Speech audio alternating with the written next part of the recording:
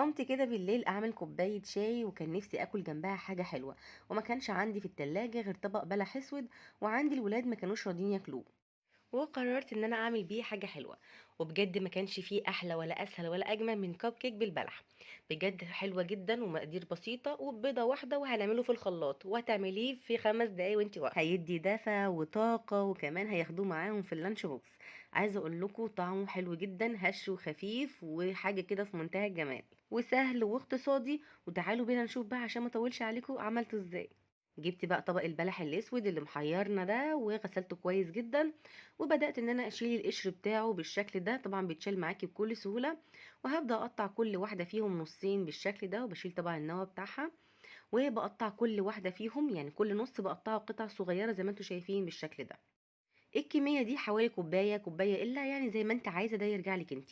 في الخلاط هحط هنا كوباية من اللبن، نص كوباية من الزيت، وعليهم تلت كوباية من السكر. انا هنا كنت مقللة السكر علشان البلح. هنزل عليهم ببيضة بدرجة حرارة المطبخ، ما ينفعش تكون ساقعة خالص.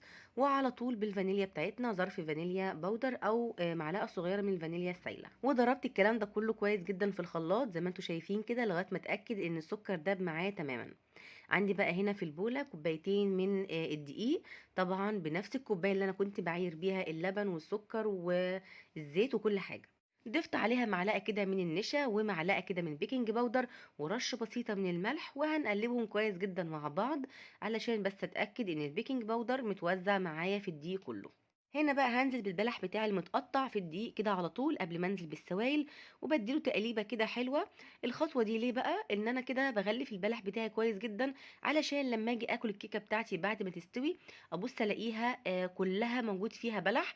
البلح ما يبقاش متمركز كده في القاع، ما يبقاش يعني موجود في حته واحده كده وتلاقيه من تحت خالص. لا، انت كده هتلاقيه متوزع في الكيكه بتاعتك كلها. بعد كده نزلت عليها بالسوائل اللي انا ضربتها في الخلاط، اللبن والزيت والبيض والسكر. وطبعا الخليط هنا كان يعني متماسك معايا شويه، انا كنت عايزه الخليط يكون اخف من كده.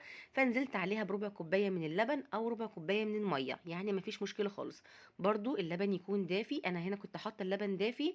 اللبن بتاعنا اللي انا كنت حاطاه في الاول برضو اللبن كان دافي، مش بارد. تمام، بس ما يكونش سخن قوي. اخر حاجه بقى معلقه كبيره من الخل. زي ما انتم عارفين الخل طبعا محسن طبيعي للكيكه، بيخليها هشه ومرتفعه ولونها فاتح، وكمان بيخليه صلاحيتها لاطول وقت ممكن. طبعا نسيت اقول لكم ان انا في الوقت ده وانا شغاله في الكيكه بتاعتي كنت مولعه الفرن بتاعتي على 180 في الرف الوسطاني، لازم تكون الفرن سخنه من اول ما تبداي تشتغلي في الكيكه. جبت بقى هنا صينيه الكب كيك بتاعتي وغلفتها بورق الزبده زي ما انتم شايفين بالشكل ده. وهبدا بقى ان انا اوزع فيها الكيكه بتاعتي بالشكل ده، طبعا بكوبايه بطبق صغير. ممكن تحطيها كمان في الكيس الحلواني زي ما عملنا قبل كده، وتفتحي كده فتحه وتوزعي في كل واحده فيهم. يعني عادي مفيش مشكله، في اكتر من طريقه. شوفي انت بقى يناسبك ايه واعمليه. اهم حاجه ان احنا مش هنملى الكب بتاعنا للاخر علشان طبعا نديله فرصه ان هو يرتفع معانا في الفرن. وحاجه كمان، وانت بتاخدي كده عجينه الكيكه بتاعتك تحاولي تكون متقلبه كويس، البلح متوزع فيها كلها، علشان يبقى البلح موجود معاكي في كل كب هتاكليها. الكميه اللي انا عملتها دي كلها عملت معايا صينيه الكب كيك اللي هي 12 قطعه، وكمان 4 قطع تاني هوريهم لكم دلوقتي. كل ده من بيضة واحدة وكوبايتين دقيق وكوباية لبن. بصوا يعني حاجات بسيطة جدا. في الاخر كده خالص، انا طبعا يعني دي حاجة لو انت مش حابة تعمليها براحتك. انا هنا جبت البلح بتاعي كده كنت مقطعاه نصين زي ما انتم شايفين كده، وبدات احطه كده على الوش. مش حابه تعملي الخطوه دي مفيش مشكله، كمان لو حابه تحطي زبيب كده جوه العجينه بتاعتك بيكون حلو جدا جدا، وبيليق قوي قوي على البلح. دي بقى الكميه اللي اتبقت معايا حطيتها كده في فناجين القهوه الصيني، وطبعا كنت حاطه لها ورق زبده زي ما انتم شايفين بالشكل ده، وهدخلها معاها. ما تقلقيش خالص، هتطلع معاكي زي الفل، ولا هيحصل له حاجه الفنجان ولا اي حاجه خالص. دخلتها كده على 180، قعدت معايا حوالي ساعة الا ربع في الفرن، حسب برضو حرارة الفرن بتاعتك. مش بفتح عليها خالص قبل نص ساعة و5 دقايق كمان، يعني لما اشم ريحة الكيكة كده واحس ان هي استوت خلاص بفتح عليها وبختبرها وهي في الفرن. لو محتاجة سوا بسيبها 10 دقايق كمان او 7 دقايق حسب يعني احتياج الكيكة بتاعتك. وبعد كده بتخرجيها بالشكل ده.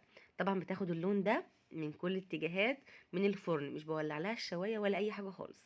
شايفين قد ايه الكيكه بتاعتي هشه جدا وخفيفه جدا وطعمها خطير جدا يا جماعه، وسكرها حلو قوي ومظبوطه، ما تكتريش عن تلت كوبايه سكر، وممكن كمان تخليها ربع كوبايه سكر، لان زي ما قلت لكم البلح طبعا مسكر جدا، فمش عايزين يبقى السكر طاغي قوي فيها.